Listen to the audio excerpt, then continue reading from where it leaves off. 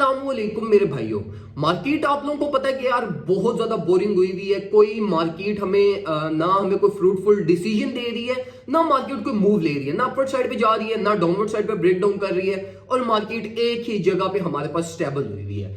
तो देखो एक चीज क्या आपने ऑब्जर्व की है मार्केट में, क्या देखो पहले हमारे पास क्या होता था कि market her certain period of time 4 दिन 5 दिन एक हफ्ते बाद कभी अपनी हायर लिक्विडिटी को हिट करने जाती थी, कभी अपनी लोअर लिक्विडिटी को हिट करने आती थी। मतलब ये कि अगर वो कंसोलिडेट हुई है ना, और अगर उस कंसोलिडेशन पे प्राइस एक्शन बुलिश होता था तो मार्केट क्या करती थी, बियर्स को लिक्विडेट करवाती थी। और इसी तरीके से अगर कंसोलिडेशन हुई है और वो नेगेटिव कंसोलिडेशन है, नेगेटिव वोलेटिलिटी है, तो मार्केट हमारे पास क्या करती थी, बुल साइड को लिक्विडेट करने नीचे की तरफ डंप कर जाती थी। लेकिन अब तो हमारे पास वो चीज भी नहीं हो रही। मतलब जहां पे हमारे पास कोई बुल्स और वेल्स जो मैनिपुलेशन करते थे, अब वो चीज भी मार्केट में खत्म होगी और मार्केट पिछले 1-1.5 महीने से बिल्कुल स्टेबल हमारे पास चल रही है और बीच में कोई हमारे पास जो है ना वो लाइक मेजर मूव मार्केट ने नहीं लिया। तो अब देखो ये यहां पे आपको थोड़ी सी समझ आई है कि जो वेल्स मैनिपुलेशन करते हैं ये टू सम एक्सटेंट यूजफुल होती है ट्रेडर्स के लिए, ठीक है।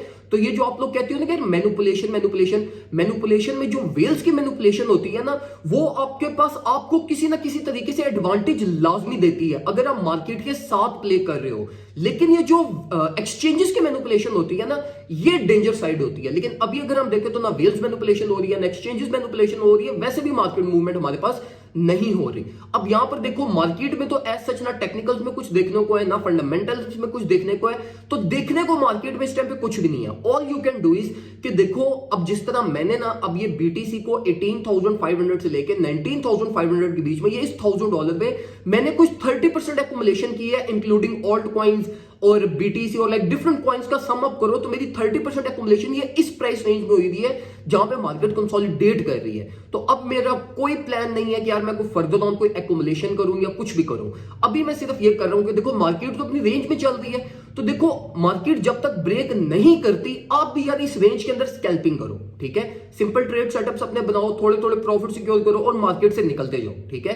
ना ज्यादा देर मार्केट में स्टे करो, क्योंकि ये जो हमारे पास कंसोलिडेशन हो रही है ये जब भी एक्सप्लोड होगी ये मैसिवली एक्सप्लोड होगी। और मैं एक्सपेक्ट कर रहा हूं कि अब बीटीसी जो हमारे पास लाइक एक मूव लेगा ना, वो मूव हमारे पास 10 to 15% move in a day हो सकता है। अब ये मूव आप लोग यहां पे ये कहोगे कि आप तो दोनों साइड्स की बात कर देते हो कि यहां तो प्राइस ऊपर जाएगी डाउनवर्ड साइड पे, तो देखो अभी तो मार्केट कोई रिजल्ट ही नहीं दे रहे। मैं आपको क्या बताऊं, मार्केट की ये सिचुएशन है कि देखो सेंटिमेंट्स बुलिश है लेकिन उनका इंपैक्ट नहीं पड़ रहा, ठीक है। मतलब पिछले 5-6 दिनों से मार्केट हमारे पास बुलिश सेंटिमेंट्स प्रोड्यूस कर रही है।